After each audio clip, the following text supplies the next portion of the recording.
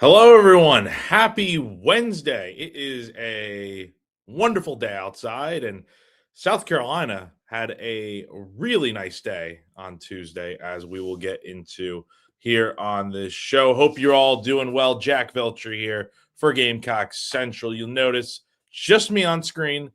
Kendall Smith is not going to be joining us today, unfortunately. I got a call from her maybe about 5 or 6 minutes ago, right before we started the show, and she said, I won't get into super specifics, but something happened with her at work.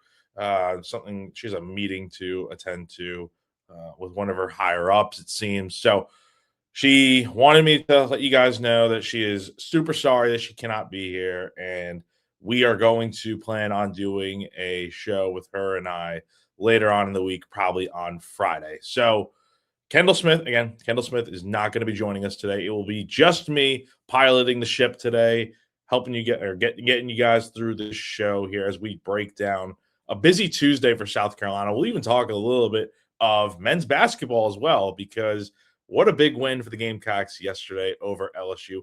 We got plenty to get into throughout this show, and appreciate you guys tuning in as always. So before we get started, got to give you guys a quick rundown of our main presenting sponsor here on the show, Clint Hammond of CMG Home Loans. If you're in the market to buy a home or need help with your mortgage, any of those housing needs, it could be quite complicated, but somebody to help you through that process is going to be our guy, Clint Hammond of CMG Home Loans. If you ever heard me, Kendall, Chris, Wes, whoever on GC Live ever talk on GC Live before, you've probably heard us discuss our guy Clint, who has been in the mortgage industry for more than 20 years now. He's also a lifelong Gamecock fan, a longtime supporter of GC Live and all of our GC Live programs, and on GamecockCentral.com. So get in touch with him, 803-422-6797. The NMLS number for Clint is 71597, or go to clinthammond.com for more information. So we have plenty to get into this afternoon. So yesterday, Tuesday afternoon, South Carolina, after a pretty slow start to the portal cycle, with only one commitment coming from Oklahoma transfer wide receiver Jaden Gibson, Shane Beamer got into his bag on Tuesday and added 3 new commitments to this portal class, which now puts South Carolina at a much more reasonable 4 commitments since the portal opened on January 2nd. So we're 5 days into the cycle, and South Carolina's made some nice additions, which we will certainly get into. We also do have to get into a pretty big update on GamecockCentral.com. I won't get too specific into it because I want you guys to go ahead and go click on the article.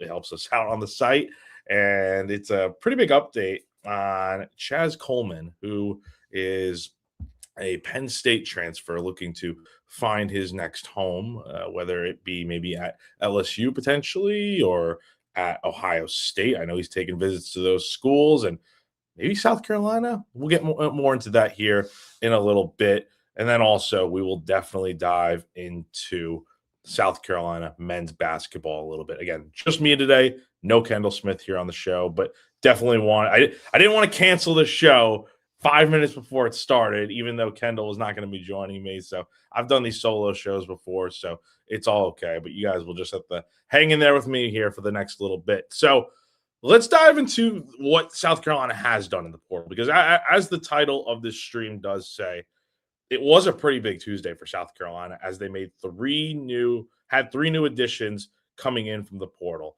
You got to start on the offensive line. Hank Purvis and Carter Miller will be joining this South Carolina offensive line. Both of them are interior players, so that means they play either center or guard.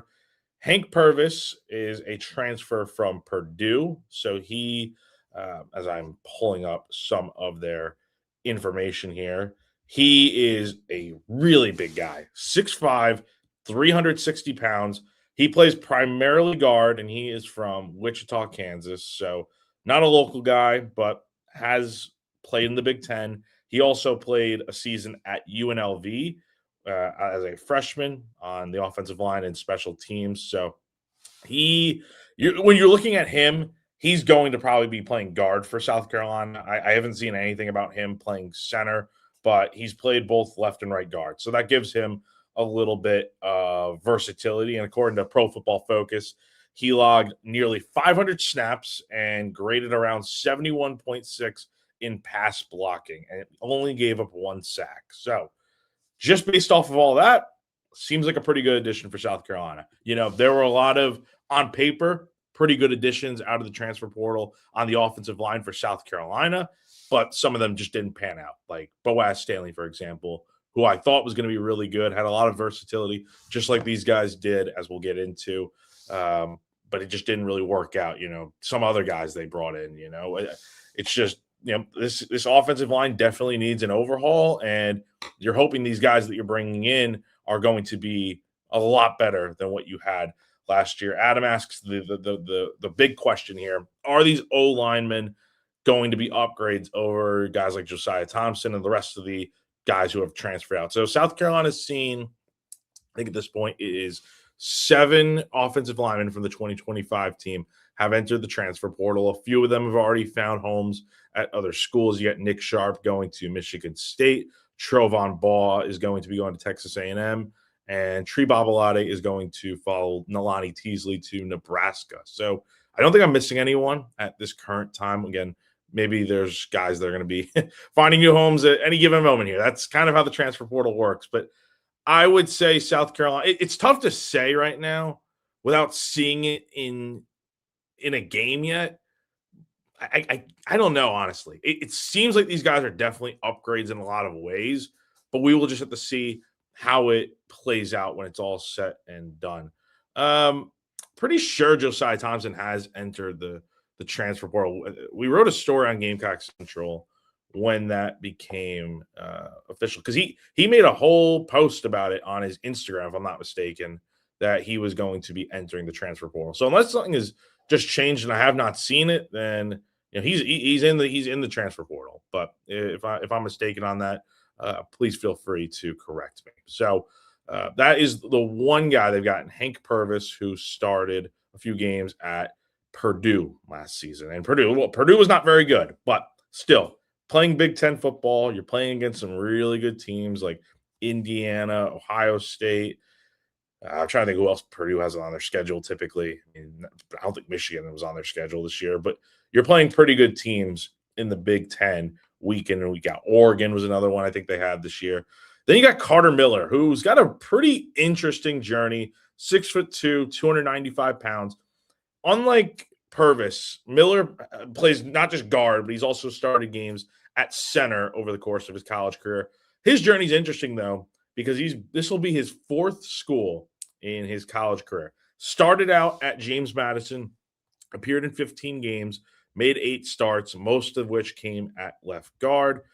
Then he transferred to Louisiana Monroe and started all 12 games at center in 2024. He was named an honorable mention All Sun Belt and earned strong pass blocking grades, which is listed at 76.7 on PFF. So that's really good right there, I would say.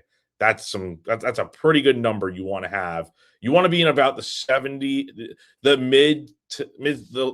honestly, anywhere in the 70s, I would say, is pretty good on PFF. Like, that's serviceable. Anything higher is just the cherry on top. And then he played at UCF in 2025, played nearly 2,000 snaps. And I'm sorry, read this wrong.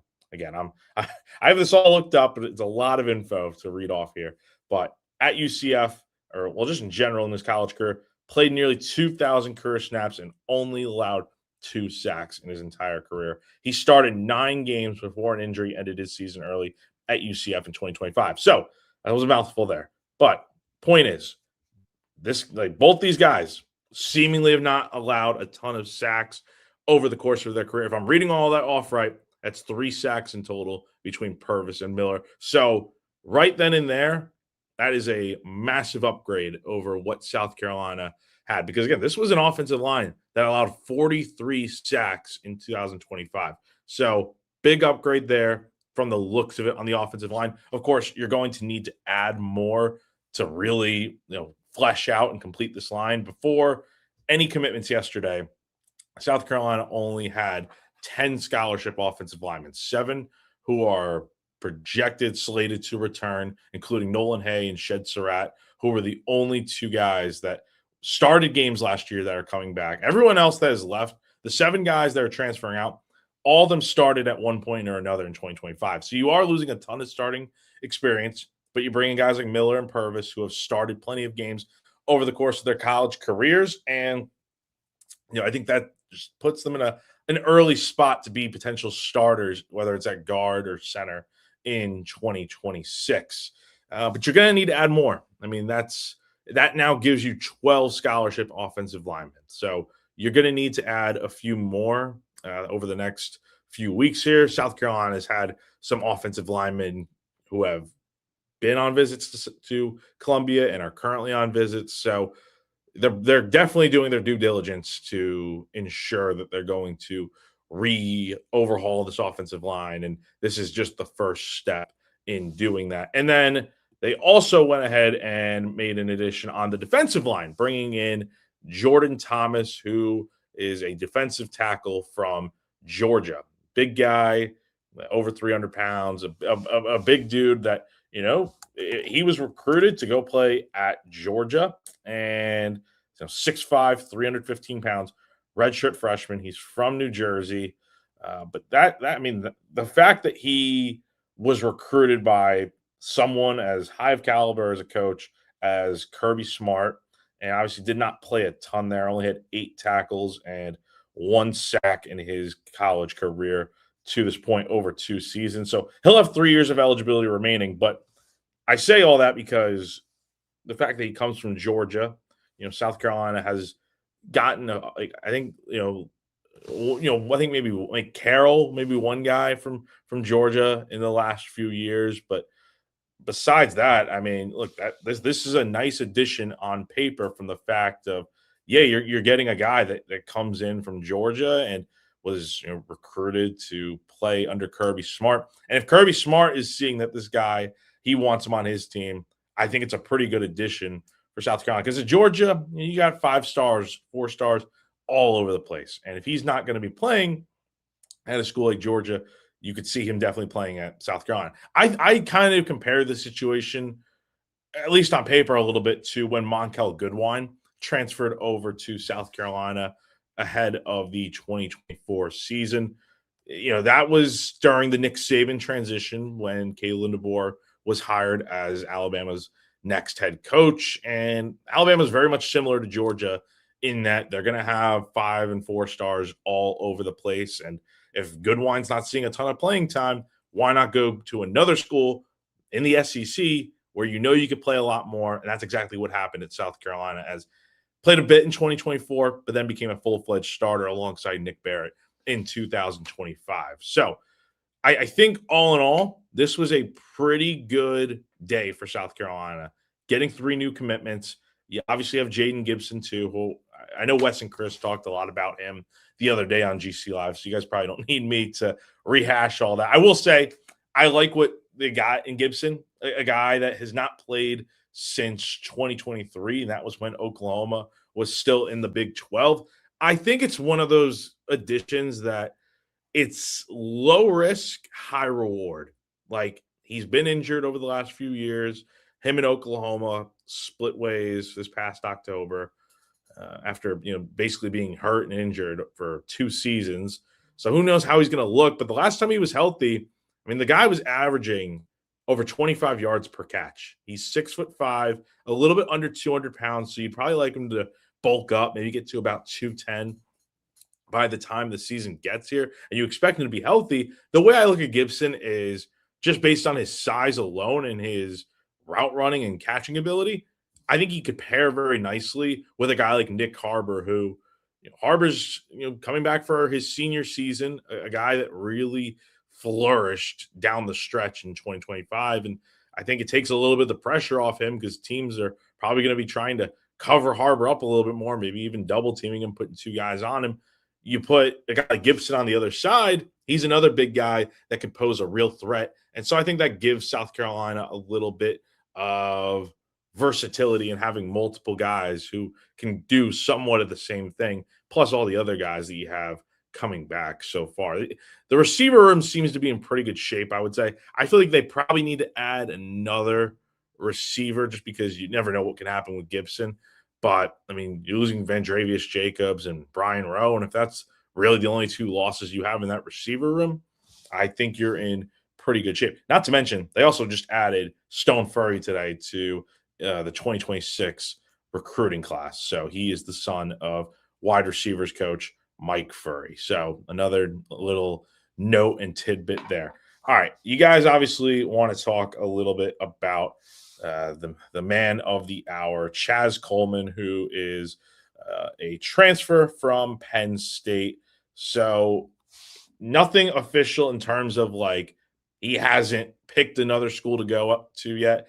I know he's been on visits to, he was pictured with Lane Kiffin at LSU over the weekend. And I think that was maybe his first big visit. And then Ohio State has had a ton of interest. So with Coleman, the connection with him is that he was coached by Deion Barnes, who is now the defensive ends and outside linebackers coach at South Carolina. So that's his position coach right there. And I think that's always given South Carolina a chance to be in the battle to get him in this portal cycle. But let's be honest, guys, big schools like LSU and Ohio State come calling.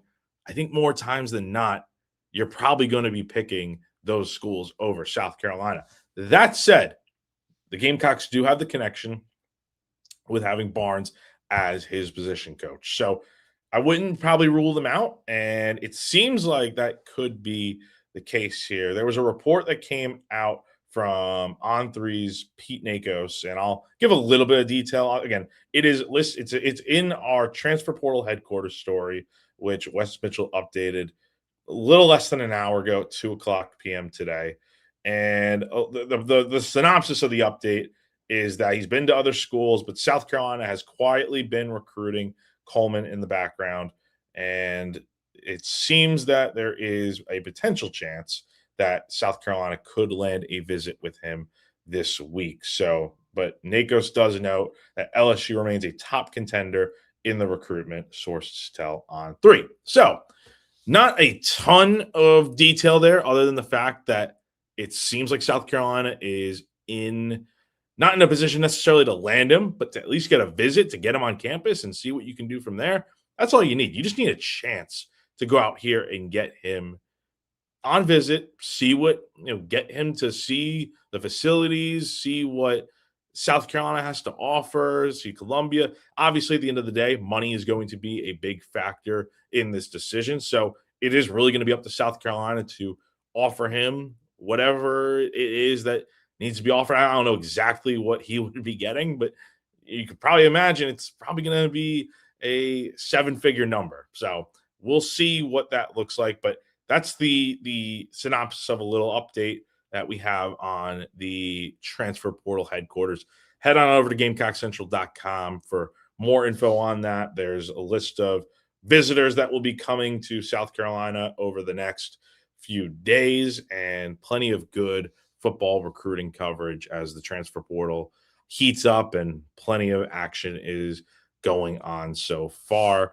And I know a lot of you guys are definitely excited about the potential of Coleman coming here to South Carolina. And just to answer this question real quick, there is no set visit yet for South Carolina with Chaz Coleman, but it does seem there is the potential that he could come here on a visit potentially this week. So it's only Wednesday, so there's still 4 days left in the week after this. So we will see what happens on that front.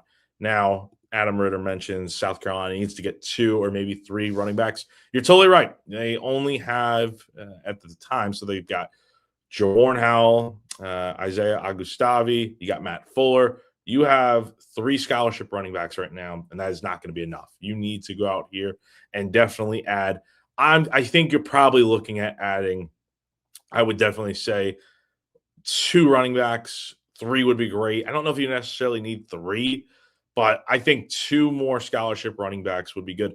And I think South Carolina really does like what they have with Howell and Fuller as a potential 1-2 punch. But let's be honest, guys, 3 running backs is definitely not enough depth for this team. So you're definitely going to need to go out here and add a few more guys. And you go back to 2024 when South Carolina had a really good season, 9-4. Lenore Sellers, who was coming back to South Carolina for another season, played really well for the most part. A big part of his success was having a really dynamic running back in Rocket Sanders, who rushed for nearly 900 yards and plenty of touchdowns. And then you had Josh Simon as your tight end, who was the leading pass catcher for the Gamecocks that season. He was easily Lenore's favorite target to go to. So you look at 2025, he was kind of missing those things for the most part in terms of this offense. Didn't really have a good running back situation. Rasul Faison was brought in to be your lead running back, and he didn't really do much. He had about half of what Rocket Sanders did in one season in terms of yardage on the ground and touchdowns.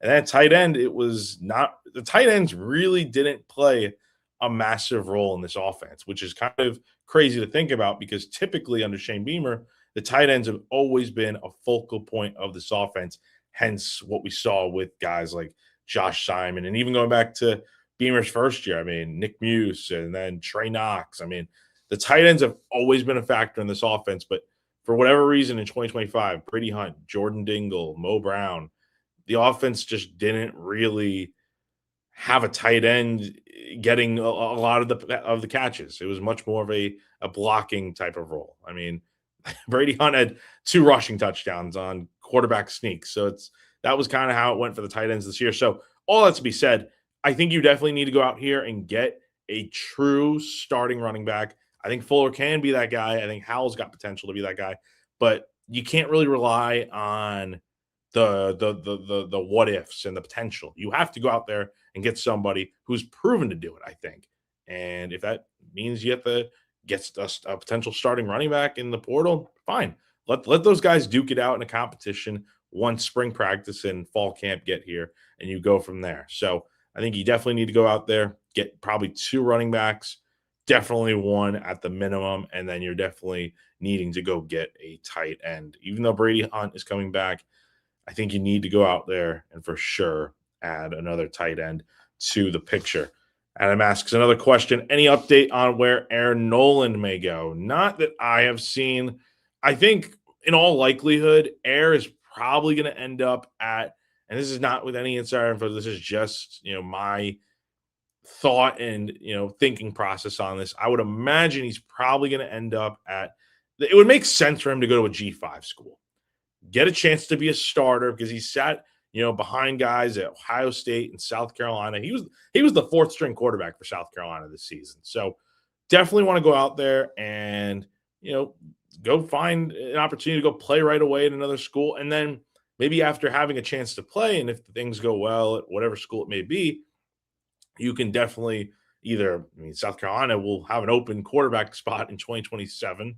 So maybe he could come back to Carolina. I'm just hypothesizing there. Or maybe you go to another school at the Power 4 level. So I think the best route for him to go is go G5, have a good season, go play a lot, and then come back to the P4 level if there is a chance. And Adam keeps asking the good questions here. Jack, do you have any eligibility in case we don't get a running back? Well, I don't think I do because I went to school for 4.5 years at South Carolina, and then I think I exercised all my school eligibility. I don't know if that means anything for playing football, but also I played offensive line in high school, and I'd probably get creamed out there right now at my size. So yeah, I don't think you need me out there. I think maybe you can put Chris or Wes out there at running back and feel a little bit better about those guys carrying the football. So as we kind of near the midway point in the show, I want to talk to you guys about our 2 other presenting sponsors here on this show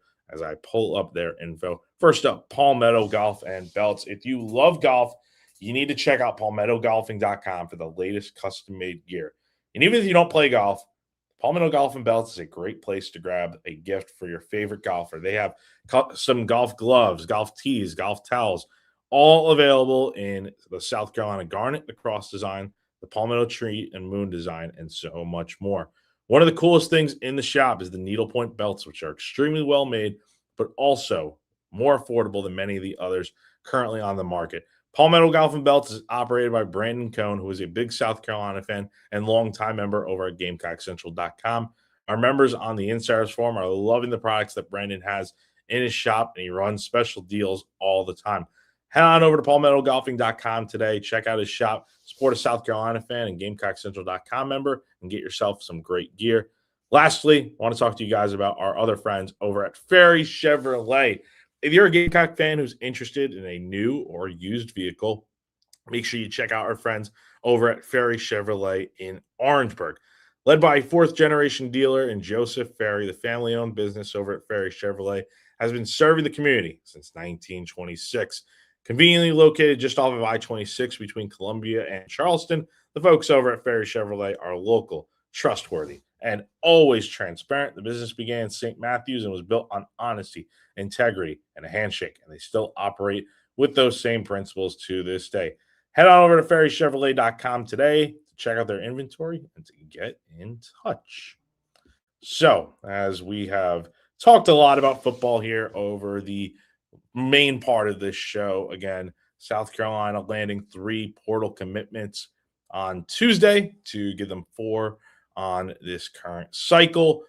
A little bit of an update on Chaz Coleman, as I mentioned before. Seems like South Carolina could potentially get him on a visit to campus after checking out stops at excuse me, at LSU and Ohio State. So it's going to be tough to definitely compete with those big schools, but I mean, it's not like South Carolina hasn't gone up against schools like that before and come out pretty well. So we'll see what happens. And then, what else does South Carolina need? I think to kind of close that part out, like I said, a running back, tight end. You really look at any position, honestly, there's probably a need there. I think quarterback, you need to add another playmaker there, potentially somebody as a backup. I know there is a quarterback who is going to be coming on a visit next week, the top-rated JUCO quarterback, Malachi Marshall, who played at South Point. So that is where Jazavion Currens came from, as well as Anthony Baxter,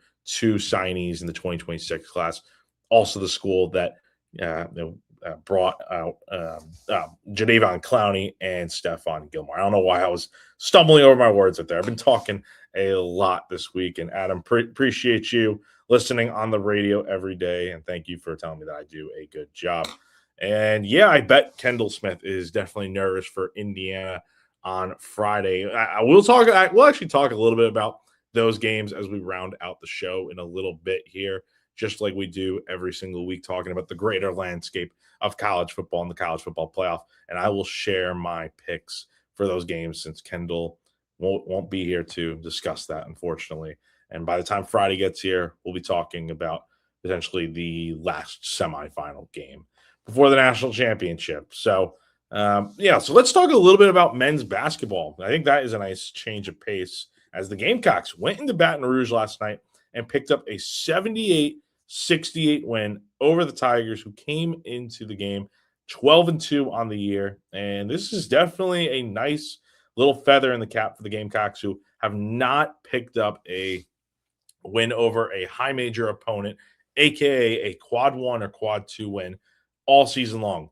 Before Tuesday, the South Carolina had just picked up wins over quad 4 opponents so far this season. But last night was definitely going to go down as a quad 1 win for the Gamecocks, which essentially means that it was on the road, number one. And the way a quad 1 win is defined is if it's on the road, that's typically the teams that are ranked from 1 to 75 in the net. And LSU, I believe, is in the high 40s right now. So definitely going to go down as a quad 1 win for the Gamecocks. And it's potentially, the first of many opportunities that they'll have here to get that high caliber type of win that they need to really boost their resume. Now, does last night change everything? In some ways it could. If they play the way they did last night, as we'll get into in a second, over the next 16 games, like if they're able to play like that more times than not, they're going to have a chance to really turn around this season. And I mean, it's way too early to even think about talking about the NCAA tournament. Like, that's not what this is. So, if you're listening to me and you just clip this and you think that Jack's talking about the NCAA tournament, that is definitely not the case. So I don't want my words to be misconstrued. What I am saying is if they do start to play a little bit better in these games, you're going to have a chance to have a much better season than we previously thought before conference play began. But last night, that first half was just absolutely just silly. I mean, South Carolina played an unexplainably good level of basketball last night, scored 50 points, made 10 3-pointers before halftime, and shot over 50% from the field while also playing really good defense. I mean, they held LSU defensively to under 30% from the field. And if I'm not mistaken, I don't believe any player on LSU's team made more than one shot in the first half. Like, they really did a nice job defensively at forcing misses from 3-point range and a lot of close misses near the basket as well, which is typically where LSU has been a lot stronger. And speaking of stronger, Elijah Strong, I know he's caught a lot of flack this season, mainly for his defensive performances. But guys, last night, he played not just a really good game offensively, but I think that was probably his best game from a defensive standpoint too. He was starting at the 5 for South Carolina last night, going up against a front court, which has been really good for the Tigers this year. And he played really well, I think. Finished with 30 points last night, 10 of 15 shooting, made all 4 of his 3-point shot attempts, 4 rebounds, 3 assists, did foul out in the final few minutes. He also had 2 steals, all of which came in 25 minutes, and he finished with the highest plus-minus for the team last night at 17 overall. So a really good night from him. I think we also cannot sleep on the fact that Meechie Johnson, while he didn't make a shot in the second half, played a really good game as well. He went for 19 points on 4 of 9 shooting, 8 of 10 at the free throw line, and 3 of 6 from 3-point range. Had 6 assists and 3 steals. So a real good night from arguably South Carolina's top 2 players right now. And the other thing from last night that I noticed was, of course, they made 12 3-pointers, which was really nice to see.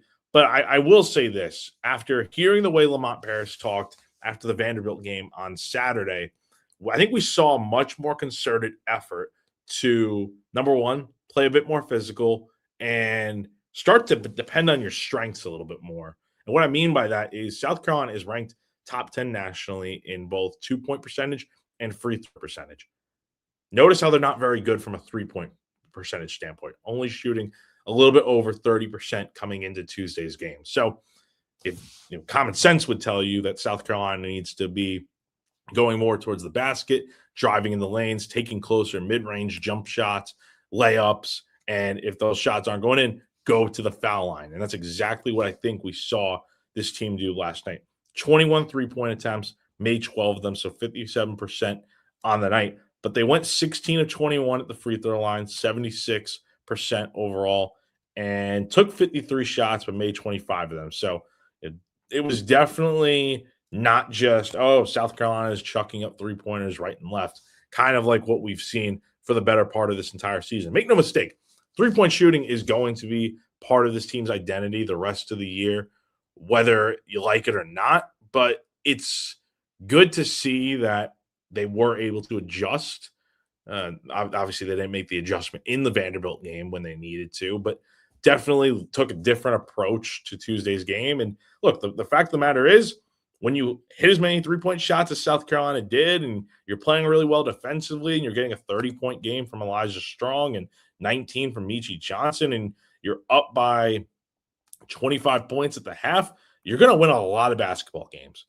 The question I have for South Carolina now is, can they continue to do this, right? Because it's only one game. And the entire season up to this point, more times than not, the Gamecocks have just simply not been able to win the big games. They were 0-5 against quad 1 and quad 2 opponents, went 0-2 at the Greenbrier, lost to Virginia Tech, lost to Vanderbilt, lost to Clemson on the road. A lot of those games were close, besides the Vanderbilt game, which was a double-digit point loss. But besides that, Carolina could have won any of those other 4 games in non-conference play.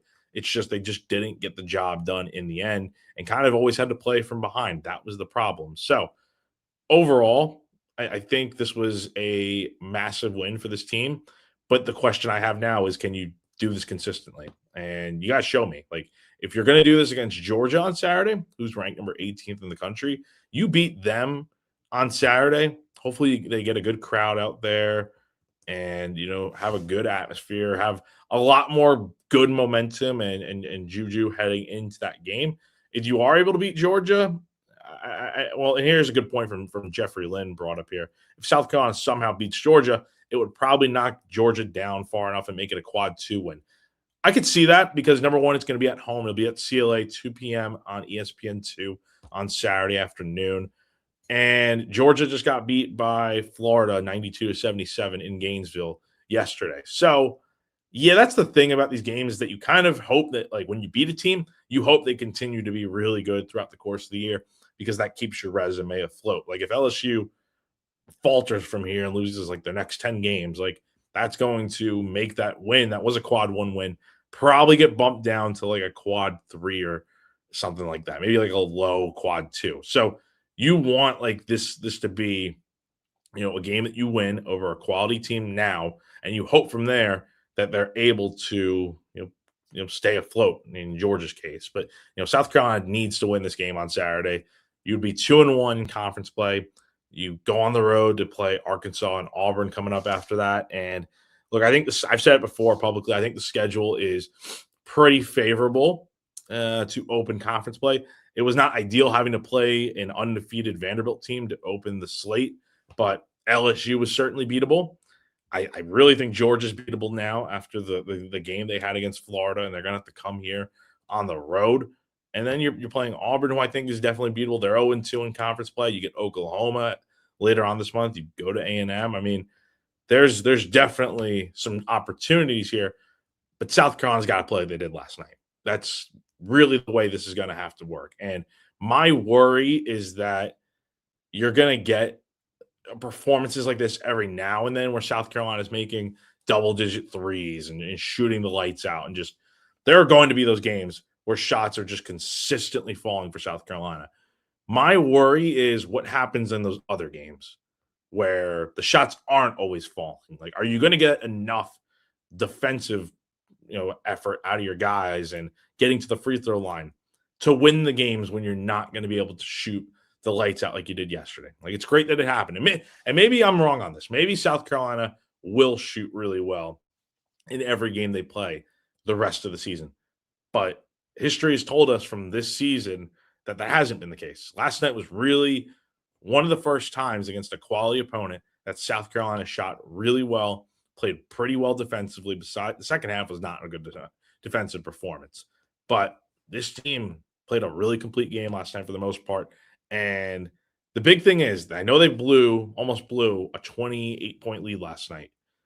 But even when the game got cut down to 6, South Carolina never let the lead, slip away completely. They always led in that game, and they made enough big plays in the end to pull away and eventually win by double digits. So, look, we can dwell on the fact that South Carolina did not play great in the second half, but considering how bad this team was last season in the SEC, and kind of some of the games they've lost this year, they've come close to winning some of these games, but ultimately more times than not have fallen short. This is a great win, and you hope you can kind of turn it into a string of success here where you're winning 3-4 games in a row, and you're starting to, get to a point where South Carolina is in the mix to do well in the SEC this season. I mean, people ask me, what does South Carolina need to do to get into the tournament? I think you're probably looking at going over 500 in the SEC. You probably want to get to about 9-9 or 10-8, something like that. And hopefully this is the starting point of starting to play a lot better basketball, because once you start seeing those shots go in and playing really good and seeing what that looks like, I think that gives you the confidence now to go out there and do it again. And I think South Carolina is really going to benefit from being back at home on Saturday and playing a team that is very vulnerable right now in Georgia. So that is a good win for the Gamecocks. Now 10-5 on the year, 1-1 in the SEC. So they are 500 in conference play right now. And there are a few teams that are 0-2 right now that are in worse spots than South Carolina. So last night's win was definitely a big one for the Gamecocks. Before we get out of here, let me just give some quick predictions for the CFP semifinals, as Kendall and I would usually do if she were here right now. Thursday night, 7:30 p.m., ESPN, ABC. We have got Miami taking on Ole Miss in the Fiesta Bowl. I've liked Miami these last few weeks. They've looked pretty good. They beat Ohio State in the Cotton Bowl, and before that, they beat Texas A&M on the road in Kyle Field. I'm gonna go with Miami in this game. I think I have not made my picks on staff picks yet, but I like the mojo that Miami's got right now. They're playing really well defensively too. Like they did a great job against Ohio State, like in the Cotton Bowl. They played really well in that game. So I'm gonna go Miami here. I just like the way they're playing lately. I think they've got a lot of swagger right now. Carson Beck's playing pretty good. I think this is a team that team of destiny at this point to go to the national championship, and who knows if they win. I think I know who's probably going to win the title this year, but I'm going to go with Miami to beat Ole Miss tomorrow night in the Fiesta Bowl. Then Friday, same time, ESPN, Indiana taking on Oregon in the Peach Bowl. Indiana beat Oregon earlier this year out in Eugene. That was all the way back, I think, October 11th, the same weekend that South Carolina played LSU, if I'm not mistaken. I'm taking that from Elijah Campbell for 107.5 The Game, who mentioned that to me today. So I'm taking his word for it on that. But yes, so Indiana beat Oregon earlier this year. It is really tough to be a team twice in a season. We just saw that a few weeks back with Alabama getting smoked by Georgia in the SEC championship after beating them in the regular season. A lot of time has passed since then. Indiana's just really good, though. That's what I've learned watching them this season. They're beating quality opponents right and left. I mean, they've beaten Alabama. They just smoked Alabama in the Rose Bowl 38-3. They beat Ohio State in the Big Ten championship game. They beat Oregon on the road. I mean, they went to Penn State and won. I mean, Indiana is very much tested to this point and playing really good football. They have the Heisman Trophy winner, potential number 1 overall pick in this year's NFL draft, and Fernando Mendoza. Indiana is honestly my pick to win the national championship at this point. I think they have a very good chance of becoming the first team in the modern era to go 16-0 in a single season. So I'm going to go Indiana to beat Oregon in the Peach Bowl. It's tough to beat a team twice in a year, but I just think this Indiana team is just loaded and only going to get better.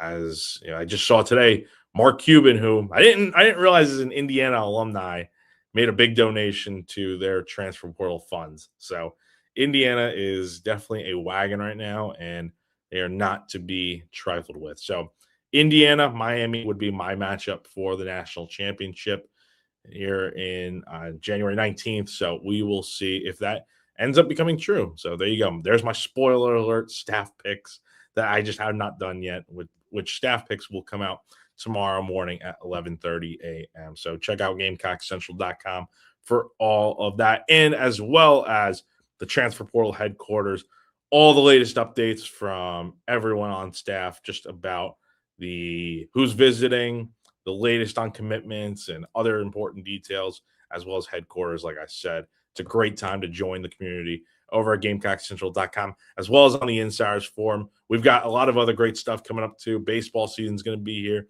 in a few weeks. Softball season is less than a month away. Men's basketball doing really well after that win last night. And women's basketball, of course, having a great year so far. So we've got it all for you, and definitely would recommend coming on over, joining us, and having some fun at the same time. So that's going to do it for this show. I think it went pretty well without Kendall Smith. I would have loved to have her here, but we will run another show later on this week, and hopefully by the time we meet on Friday again, we'll be talking about a few new commitments that are going to be joining South Carolina football in 2020-26. So appreciate you guys joining as always for GamecockCentral.com. I am Jack Veltri. Have a great rest of your day, rest of your week, and I'll see you guys again soon. Bye.